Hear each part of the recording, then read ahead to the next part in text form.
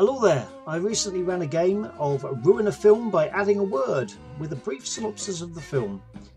For example, Starburst Wars, a tediously long black and white film depicting the fight for the only red starburst in the packet. Captain America, very civil war. Iron Man and Captain America disagree about signing the Accords, so they have a meeting, organise a compromise, where they agree on a subsection of regulations and the rest will be decided by a committee on a date to be arranged.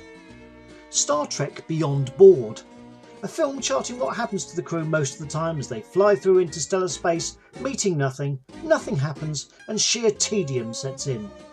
Life of Pork Pie, Saturday Night Glandular Fever, a film about a young man ill in bed but who would rather be dancing.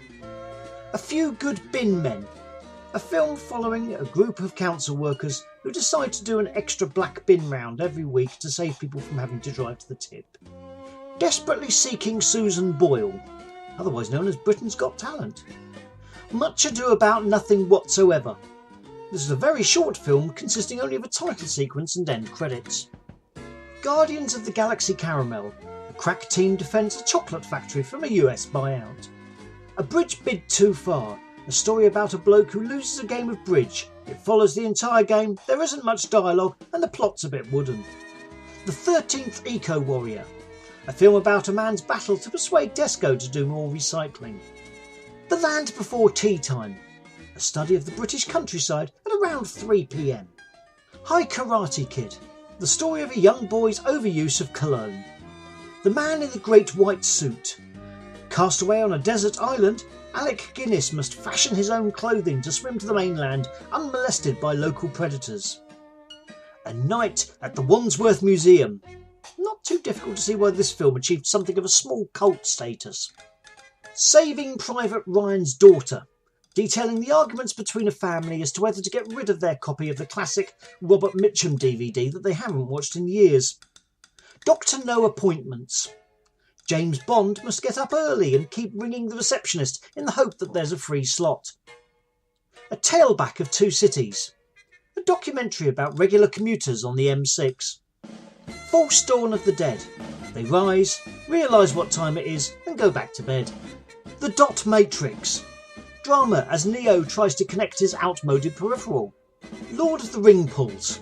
A fascinating insight into the canned drinks industry. Thor, the Dark World of Leather. Our hero gets stuck in a furniture store at night. The Dark Knight Bread Rises. Bruce Wayne does Bake Off. Avengers assemble furniture. Our heroes get jobs in IKEA. The Bourneville Legacy. A man leaves his collection of hot drinks in his will. Every Which Way But Loose Women. People choose to watch something decent instead. Status Quo Vadis. The ageing rockers find themselves in Imperial Rome and are ordered by Nero to play a concert while Rome burns around them.